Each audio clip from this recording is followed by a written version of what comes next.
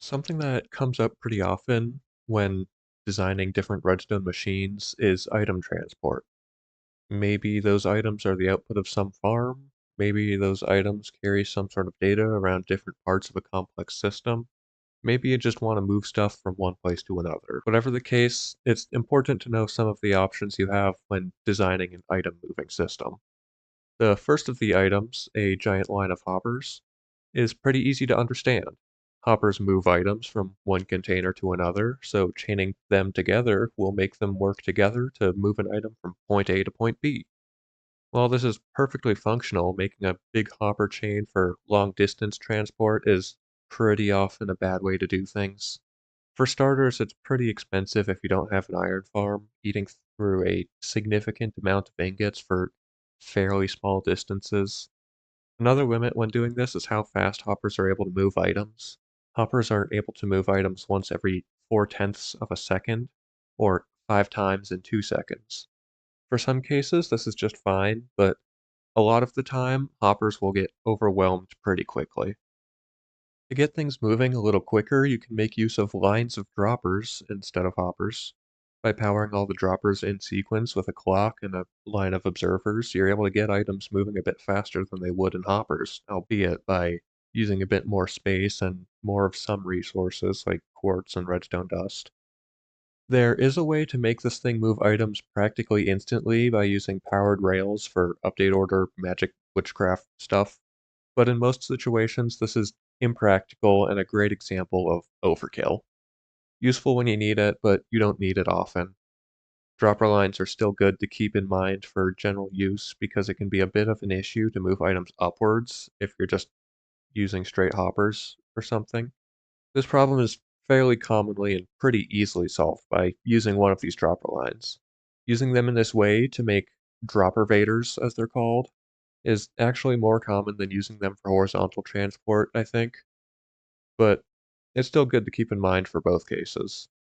Now, easier than both of these is to move your items using water streams.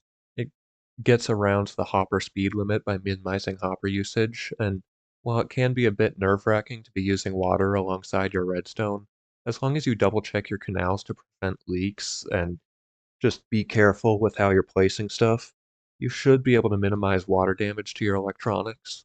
To keep all your items moving along smoothly and quickly, it would be helpful to grab some ice to replace the floor, since that speeds up items moving through water, as well as plenty of water buckets and signs to make sure there's always some water to give your items a little push.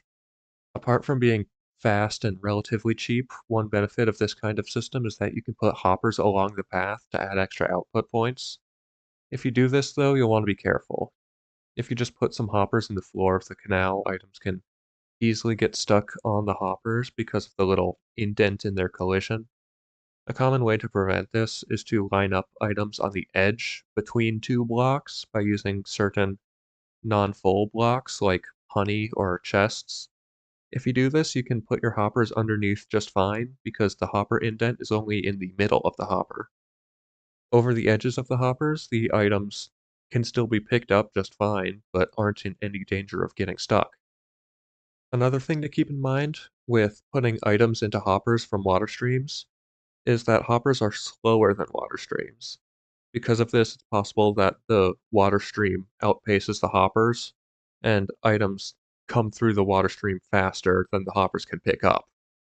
There's a simple solution to this, though, and it's just add more hoppers. More hoppers means more total time off cooldown, which means more items picked up. Again, this isn't necessary for every time you do this. Sometimes you only need the one hopper, and that's just fine. You only really need it for situations where you expect a hopper to pick up a lot of items very quickly. Because so much of fast and convenient item transport is dependent on water, building these types of systems in the Nether can prove to be a challenge on account of the Nether's famously low humidity. Luckily, there is an alternative to be found in slime blocks. They're a bit bouncy, so when pushed around by a sticky piston, they're able to make items travel a fair distance, especially if you're using ice. You just have to watch out for the slime block moving around other blocks, since that would mess with the chute your items are going through. One way to stop this happening is to use immovable blocks like obsidian, but that can mess with things if you want items to hit another block and line up due to most blocks being less slippery than ice. The items can end up not hitting that wall you want them to because, again, less slippery. Another way to handle this is to pull away the ice below the thing before retracting your slime block, but the timing on that can end up being a bit of a nuisance, so it's up to you to pick a solution that works out for you. All of these are pretty good, but I figured I should probably mention hopper minecarts since they're also pretty useful. As you may have guessed, hopper minecarts can run along rails. As you also may have guessed, they have an inventory that can hold some items, more specifically 5 stacks of items.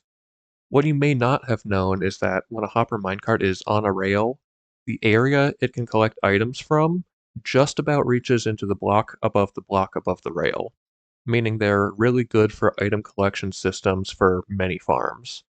They also take in items significantly faster than regular hoppers, adding to their usefulness.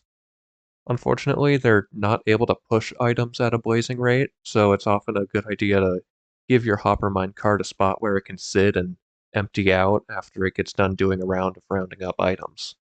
You'll just want to keep an eye on them to make sure they have enough momentum going through their rounds, because a full hopper minecart moves slightly slower than an empty hopper minecart. Now, I could go over the reasons to care about this, but I already mentioned some pros and cons of the different things, and I would just be repeating myself, so I'll just finish up with the classic miscellaneous talking bit. As usual, thanks for watching all the way through. I'm glad people watch the things I'm making and are enjoying their time, so again, thank you. I'm considering something big for my next video, but that would unfortunately mean taking an eternity, like I tend to do.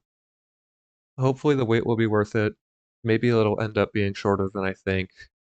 Who knows? But until then, I've run out of things I wanted to talk about, so have fun doing some redstone.